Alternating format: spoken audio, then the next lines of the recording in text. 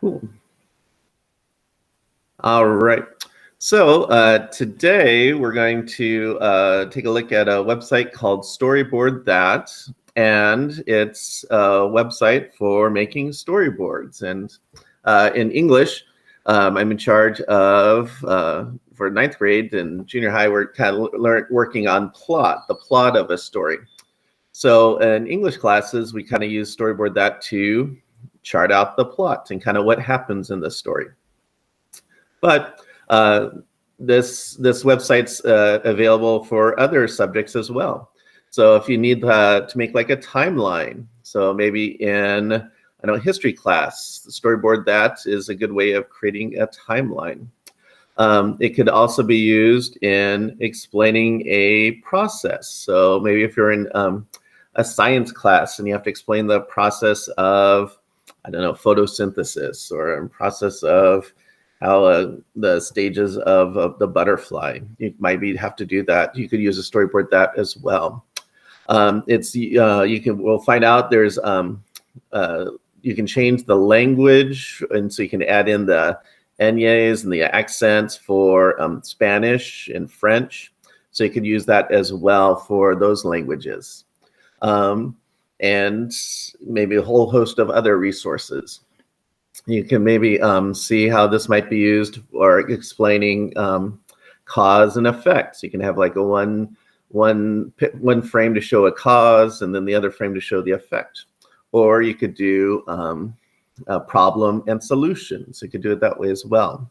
If you'd like, you could add in words into the sentence frame. So if you want to add in like the constructing meaning sentence frames to kind of go with that and help out with the language.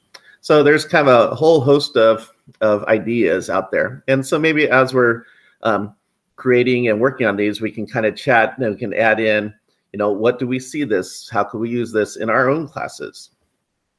I know this has real world applications, real world significance.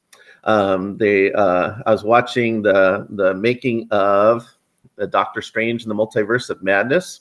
And one of the directors was talking about having to storyboard the scene where we meet the character America Chavez. And so in movie making, we see that the storyboard is used a lot as well.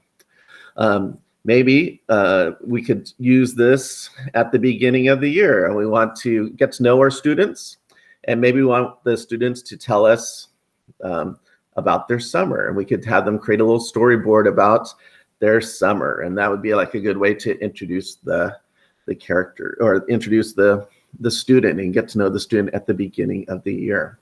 So we can kind of see, since I'm an English teacher, I mostly know about this as English, but there are a wide variety of uses there.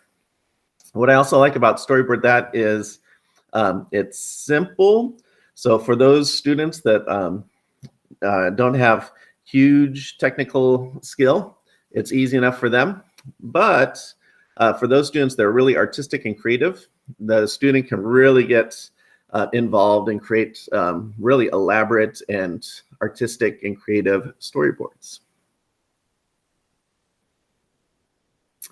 So in English, when we talk about stories, we kind of talk about plots. And so for storyboards in my English class, I kind of talk about the plot of the story. And the plot is the events and what happens there.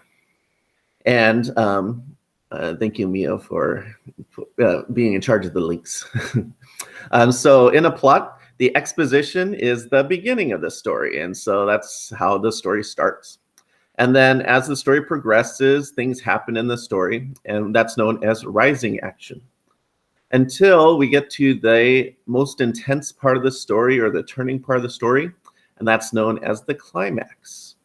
And then finally, after the big intense part of the story, there's a little relaxation, and that's known as the falling action. And then we get to the final ending of the story, and that's known as the resolution, or the denouement. And in traditional English classes, when we talk about plots, we want the students to be able to recognize the different aspects of the story and the plot there. And then before StoryboardThat, I would just have the students make a make a picture, a storyboard on a piece of white paper, and I'd have them divided up into 6 boxes, and I'd have them, the first top left box, I'd have them explain the exposition of the story, and they draw a little picture and write a little quote that kind of go with the exposition. And then at the top row, I'd have them find a couple examples of rising action and draw in some pictures and quotes. And then the bottom row, I'd have them put in the climax and the following action and the resolution. So this would be like a little comic strip. So I may have them make a little comic strip of the story. But with Storyboard That, instead of having to draw it, now they can do it all in the computer. So they, for the students that are a little less artistic skills, this helps them out. Right? And so before we can make a storyboard, first we have to read a story. And during distance learning, I'd have them, record a story on Audible with a PDF on Loom or Screencastify. And then I'd download it with the Edpuzzle, with the pause and reflect questions, and I'd upload it to the Google Classroom. So I would do that during distance learning, or last year we would just kind of read the story in class and we'd pause and answer questions in the class there. Then after reading the story, I would give them the instructions to create a storyboard. And so, for example, in To Kill a Mockingbird, I wanted to make a storyboard for chapter 28. And so on the Google Classroom, I would post the instructions. And so I'd tell them on the Google Classroom, I'd post the link to Storyboard That with these instructions. And I tell them kind of what I want in each box. So I kind of give them the six things to find in each box and kind of give them page number. And this way the student doesn't spend all their time looking at the pages trying to find out what to put in each box. They kind of know what to do. So it helps them lower their stress level, and sometimes it can be kind of overwhelming. And so this gets them exactly what's needed in each box there. Right? And so I give them instructions so they know what to do, and they need to have the setting, the character, and a quote. So that's why I come on in each of the storyboards. So I've done this with To Kill a Mockingbird. I've also done this with Romeo and Juliet. And so I give them an option of creating a storyboard. So they can make a storyboard for Act 1, Scene 5, kind of the opening fight scene, or Act 2, Scene 2, with the famous balcony scene, or Act 3, Scene 1, another fight scene. And I just kind of tell them in each box, so the 6 boxes, I kind of tell them what I want in each box. And then for Romeo and Juliet, I said they could put the dialogue into, they can kind of write down the Shakespeare, or if they'd want to rewrite the Shakespeare into modern English or modern slang. And then I tell them to download the storyboard and add the assignment to the assignment page. Okay? So I kind of ran everything through Google Classroom. So I put the assignment on there with the link, and then the students are able to then download the storyboard and add it to the Google Classroom. So it's all right there. So it makes it really easy to find and to grade. Another set with storyboard, kind of the generic instructions, is to go to StoryboardThat.com. So go ahead, if you haven't already done so. You can kind of log into StoryboardThat.com and log in. And so you can log in with your Google account. So I have the students do that. And there are options for paid subscriptions, but for me, I just do everything free. So I just choose the free options that they haven't. The free options give me enough information and enough to do to make a really good storyboard. So I don't need to pay anything there. So you can log in with your the Salinas High Google account, and we'll kind of get started with creating a storyboard. Now, before we do that, the hardest thing for the students, I think, is for the students to download the storyboard and then upload it to the Google Classroom. So we're gonna, I'll start off here, and so I had the ed tech at Alvarez create a little video to explain to the students on how to download and then to upload. So that always seems like the hardest part for the students. So first, I'll show the little video of downloading the storyboard. So I'm going to mute my mic as we watch the little video clip.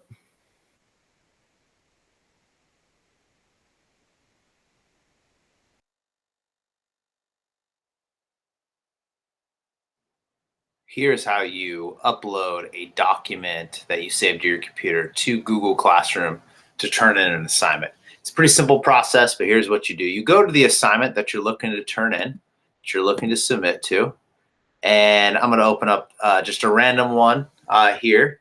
And if you wanted to add an assignment, say you added a Canva poster, an Adobe Spark creation, and you downloaded it to your computer, all you need to do is go to this button where it says add or create.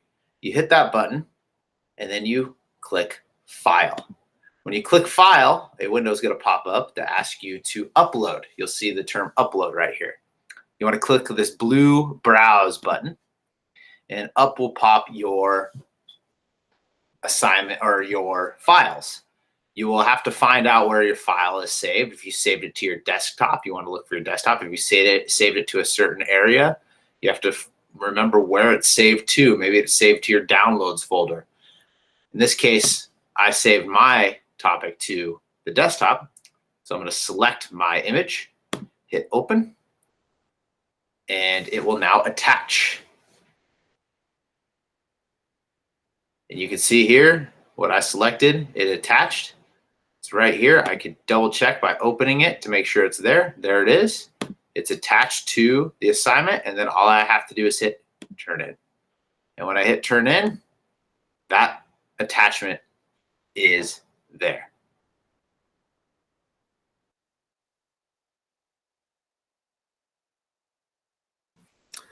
All right. So kind of the hardest thing, I think, for the students is to make sure that they can download and upload the assignment. Next, so this is a sample of what a student made last year, and this is with Romeo and Juliet, and they were able to share the document to the Google Classroom, and they create a 6-frame storyboard, so a little comic strip. And since this is the free version, they get a, there's a little watermark on it that says StoryboardThat demo. If you don't like the watermark, you can pay, and then that would erase that. But for me, I don't think I need to pay. This gives me enough information there. And then you can kind of scroll down, and then we can see this, the little comic strip in each cell gets bigger there, right? And so this is Act 3, Scene 1 of Romeo and Juliet, and this is the big fight scene between Tybalt and Mercutio and Romeo. So we see Mercutio and Tybalt, so they meet each other. And so you can choose a background, and you choose your characters, and you can write in the words there. And you can kind of continues there, and you can kind of copy and paste the characters and add them to the storyboard. Now this student really wanted the fight scene, and they kind of added the blood in there, and so they could kind of add a little more artistic creativity by adding more to it than the basics. So this student really got involved with the fight and wanted to show the goriness of the fight scene. And then you can kind of change the backgrounds a little bit. So we can add in the different characters, and you have different little face expressions. And we kind of get the end of this scene. So we get the storyboard with the 6 squares into this scene. So I have the kids create their storyboard, save it, download it as a PDF, and then attach it to the Google Classroom. So it makes it really easy that way. So now we're able now to start creating our own storyboard. So I'll have you go to StoryboardThat.com, and you'll log in. So you're going to create your own account, and you're going to use your teacher accounts. And for me, the free version is all I care about. So that's all I need. If you'd like to pay, you can, but for me, free version's enough there. There's something that says My Storyboards. So when you create a storyboard, everything's saved over to the My Storyboard part. If you want to make a new storyboard, you're going to create something that says, create a storyboard. So I have the students start off and they log in with their student account and they create a storyboard.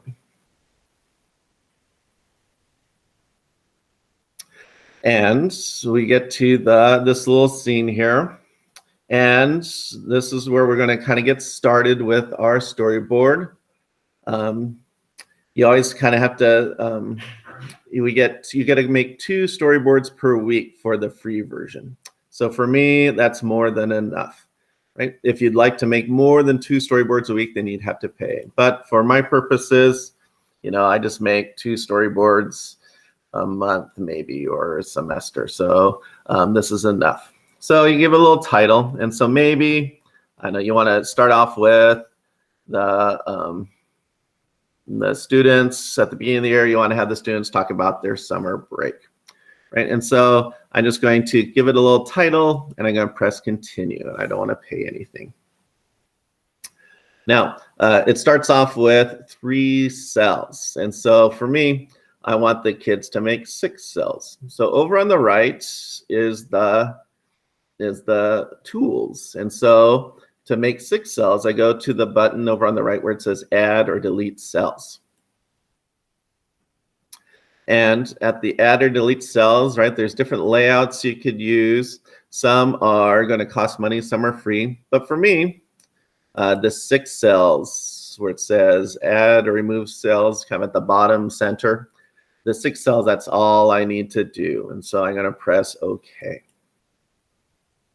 And so I have my my 6 cells here to create, right? And so it kind of depends on what you want them to use. So I could tell a story with the beginning, the exposition, a couple of the rising actions, the climax, the following action, resolution.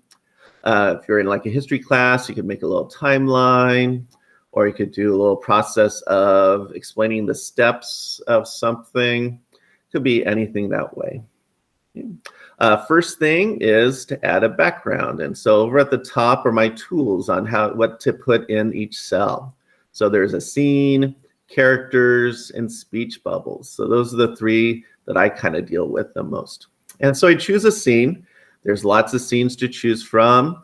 There could be a town, the home indoor, home outdoor, classical homes, historical US history, country rustic. There's lots of things to choose from.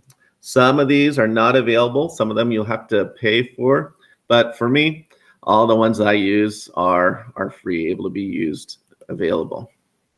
So if I want to do something indoors, right? So I could choose a scene. So there's lots of scenes to choose from. So I just pick a scene and I drag it into my square.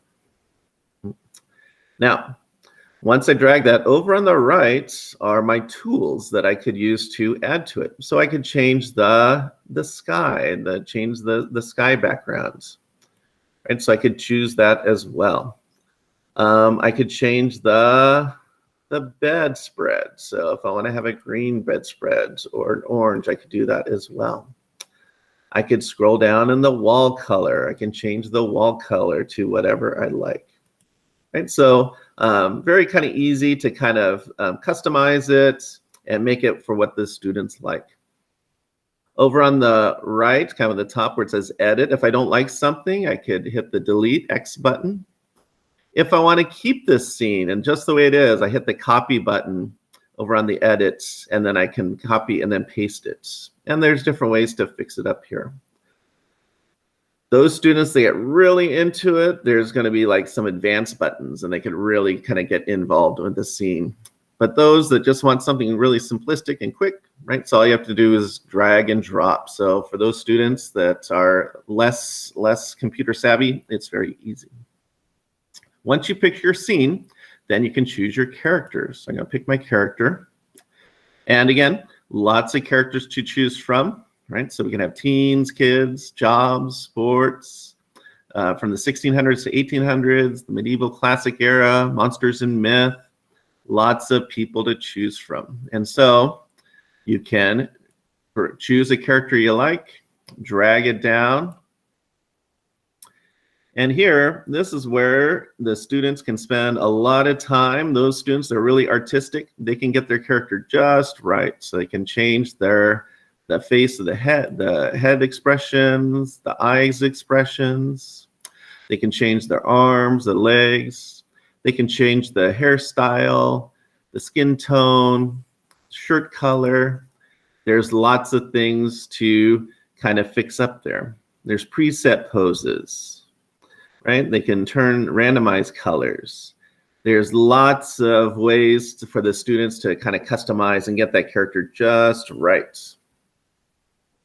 And so once the character is just right, and they want the character the way it is, you hit the update pose there. And then you could change it again. And then there's the buttons over on the right, and they could fix it up just the way they want it. And again, once they have that character all set up, there's the edit copy character, and they can choose that character and copy him and keep it in the different boxes and the different cells. So there's a scene, there's a character, and then the speech bubble. So this is how the character talks. And so this is in my English class, I have them write down a quote from the book to kind of go with it. So I find a speech bubble and I drag that onto the screen, onto the box, and I'm able to type in what the character says. So they could type in "My summer began." And they could change the fonts. They can change the font size. They could highlight it. Yesterday, we were playing around, and I hit the More button. And there's the symbols for the different foreign languages, right? So if you want to add an accent mark or an enye. So there's a way to add in some Spanish or the English or the French characters as well. So you could use this in foreign language as well. So basically, right, so that's kind of like what I show the students, right? So for those that are not very technically savvy, a scene, a character, a speech bubble, all students can do that, right? So it's very accessible for all students. Those that really want to get into it, the students can really grow and develop and really kind of get involved with what they want to do. Yesterday, I was kind of playing around with the More button, and there's some science information or kind of worksheets. There's going to be some math expressions you could kind of add in there as well. So there's a whole lot of things you can kind of explore with. But you know, for me, I just kind of do the scenes, characters, speech bubbles, but there's more. The search button is also a very good one to access. So I know in To Kill a Mockingbird in chapter 28, that's the chapter where Scout goes to school in a ham costume. And so I showed the kids that to get a ham costume, they just have to type in ham on their search bar and press enter. And I don't want to upgrade, so I just want to keep it free. And there's a ham costume to add into the scene. And then I could move it around and place it on the character. Right? Or with the Romeo and Juliet, I wanted to find the balcony scene. So I selected balcony. And there was the different balconies that came up. And so I can kind of pick and choose the balcony scene that I wanted. And then you would have to be able to kind of figure out how you wanted to layer it or rotate it or kind of fill up the screen there, right? And so there's lots of ways to kind of fix it up there with the tools over on the right.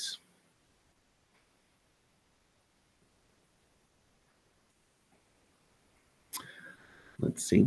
When the students are all done, so they've made everything, they made their storyboard. Over at the right, there's something that says save and exit. So once the students are all done, I have the students select save and exit. And this is where they're then able to download their creation. Right. So I have my little storyboard I made. There's something that says download. So I tell the students, hit the download button. And then for me, I have them choose the PDF. So I have them select the download button and save it as a PDF. And then at the Google Classroom, then they have to upload it into the Google Classroom assignment. Some students have a hard time downloading and uploading. So some students, they'd rather make a screenshot. And so a screenshot could also work as well. Everything is saved to their My Storyboards. So if the student has to go back and have to find out where was their storyboard, there's something called My Storyboards. And they're able to go to their My Storyboards to find the different things that they've made. Right. And so in My Storyboards, so we've done Romeo and Juliet, To Kill a Mockingbird, chapter 28, or chapter 20, or chapter 17, which is the kind of courtroom scene with Bob Ewell. There's a story we've read called Most Dangerous Game that has to kind of do with in the jungle. So we've made one with that. Junior year, there's a little interview with Roberto Acuna about working in the fields in Salinas, and I kind of do that one as the setting is the first slide, the problem in the middle slide, and the solution on the last slide. So I kind of do a problem solution one. All right. So at this point, I'll have you kind of go ahead and play around with StoryboardThat. Go ahead and see if you can create a storyboard, and then see if you can come up something for your class, and then share it with in the chat. So what do you think you could use this for? So if you're in science or history or anything like that, what do you think you might be able to use this StoryboardThat for? Okay. So go ahead. We'll take a few minutes here to play around with StoryboardThat, see if you can create a character, find the different features, see if you can do some more advanced search. And then I'll be online here to help answer questions.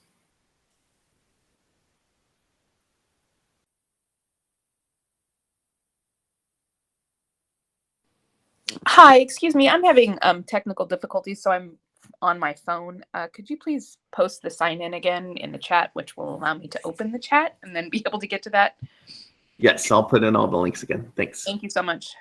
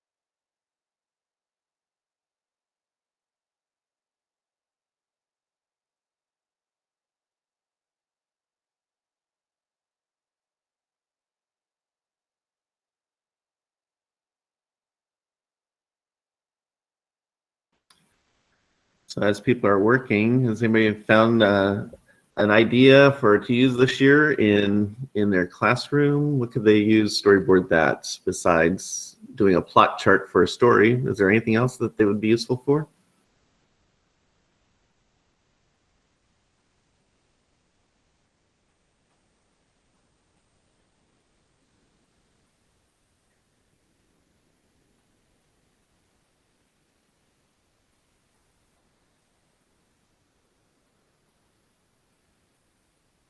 Yeah, timelines, that'd be very good.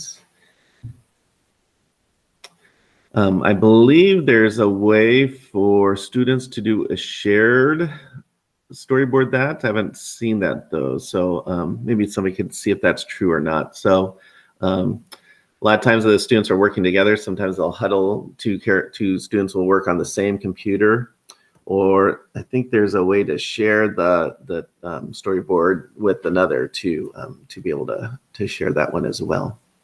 This is really good with classroom management. So students really enjoy this, and they can get involved, and they can be excited, and they want to kind of be really careful and come up with a good storyboard.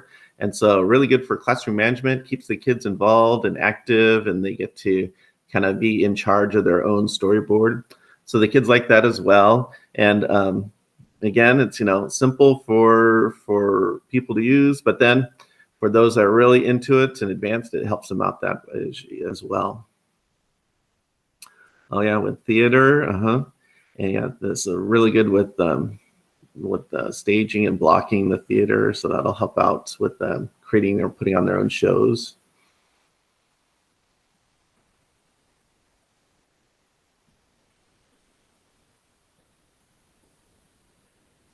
Oh, they can do an interview with a career professional.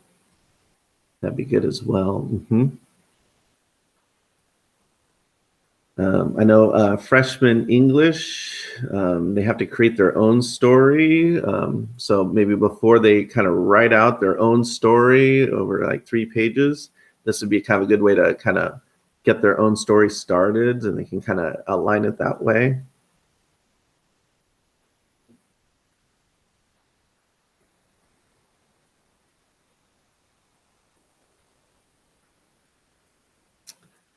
All right. So we got a few, about 15 minutes here. So I'll let you kind of explore and check out Storyboard That.